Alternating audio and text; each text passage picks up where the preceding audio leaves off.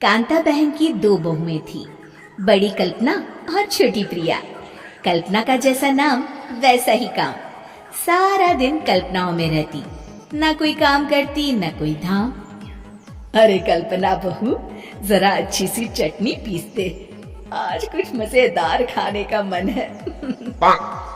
पेट में जलन हो जाएगी माँ जी बुढ़ापे में, और वैसे भी मेरा काम करने का वक्त शाम का है, अब प्रिया को ही बोल दो। इतना कहकर कल्पना वहां से चली जाती है। कांता कल्पना के ऐसे रवैये से काफी परेशान रहती है।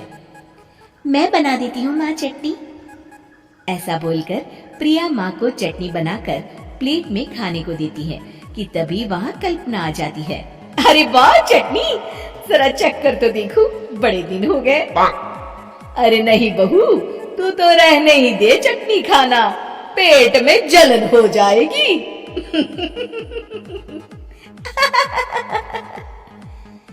इतना कहकर कांता और प्रिया दोनों हंसने लगते हैं। कल्पना सारा दिन या तो मोबाइल में यूट्यूब देखती या फिर सोती रहती। उसका कमरा भी बिखरा और गंदा रहता। एक दिन कल्पना का पति अशोक उससे कहता है, अरे कल्पना, जानवर भी उस जगह को साफ कर लेता है जहाँ वो बैठता है, तुम तो इंसान हो, कैसे इतने गंदे कमरे में रह लेती हो? देखो सारा सामान यहाँ वहाँ बिखरा पड़ा है। ज्यादा अपनी माँ का बोल ना बोलो। हाँ, कमरा तुम्हारा भी तो है, गंदा लग रहा है तो साफ कर लो।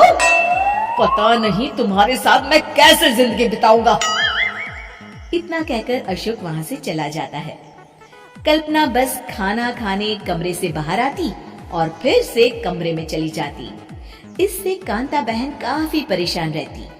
एक दिन प्रिया कांता से कहती है, माँ, मैं सारा दिन काम करके थक जाती हूँ, आप कल्पना दीदी से कहिए ना कि सुबह और शाम का काम बांट ले, मैं तो अब सिर्फ एक वक्त का ही काम करूँगी। हाँ। अरे तो वो भी ना करना, एक बहू तो काम चोर थी ही, दूसरी भी आ गई काम ना करने के बहाने लेकर।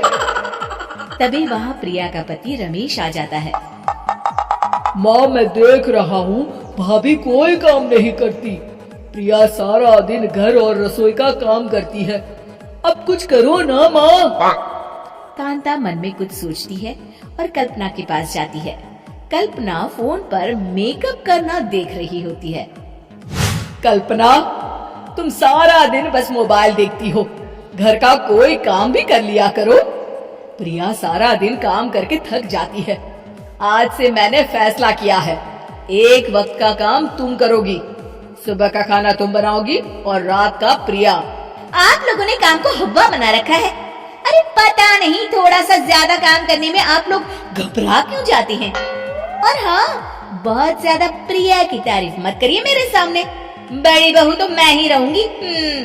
मैं कुछ नहीं जानती, कल सुबह मुझे वक्त से खाना चाहिए, रसोई में आ जाना, वरना कल से तुझे खाना नहीं मिलेगा।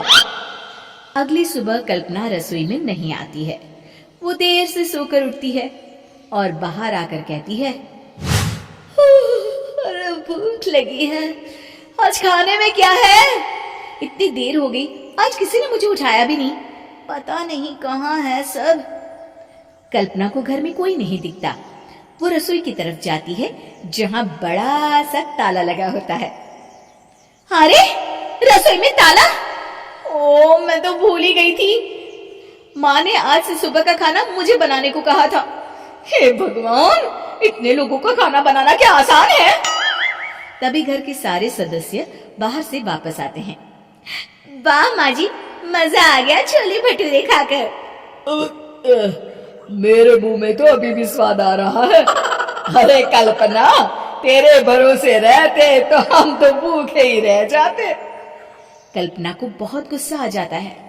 अब बहुत हो गया, आज से मैं अपनी रसोई अलग कर रही हूँ, मैं अपना खाना खुद बना लिया करूंगी। कल्पना अपनी रसोई अलग कर लेती है, पर आए दिन उसका देर से उठना और काम न करने की आदत से वो भूखी ही रह जाती थी। उसी के सामने घर के लोग अच्छे अच्छे पकवान खाते और काम चोर कल्पना को जैसे तैसे ही खाना बनाकर खाना पड़ता। पर एक दिन तो हद ही हो गई। माँ, दीदी आज सुबह से कमरे से बाहर नहीं निकली, हमें जाकर देखना चाहिए। सो रही होगी कामचोर कहीं की। पर तुम कहती हो तो चलो देख लेते हैं उसे। कल्पना कमरे में पेट पकड़कर बैठी होती है। हाय मेरा दर्द, पेट दर्द के मारे मर रही हूं मैं।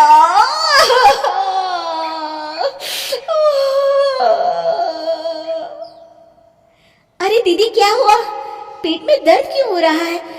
डॉक्टर को दिखाया आपने? माँ। कल्पना खड़ी होती है और माँ जी के पास आती है। मुझे माफ कर दीजिए, अब से मैं सारे काम में मदद करूंगी, कभी आलस और कामचोरी नहीं करूंगी। हाँ वो तो ठीक है, लेकिन अचानक क्या हो गया जो तू काम करने को तैयार हो गई? कामचोर कल्पना।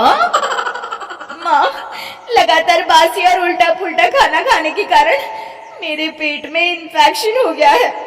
काम न करना पड़े इसलिए मैं 2 दिन का खाना एक दिन ही बना लेती थी। बासी और खराब खाना खाने के कारण लेने के देने पड़ गए। पेट में दर्द हो रहा है। चलो अच्छा हुआ, देर आए दुरुस्त आए।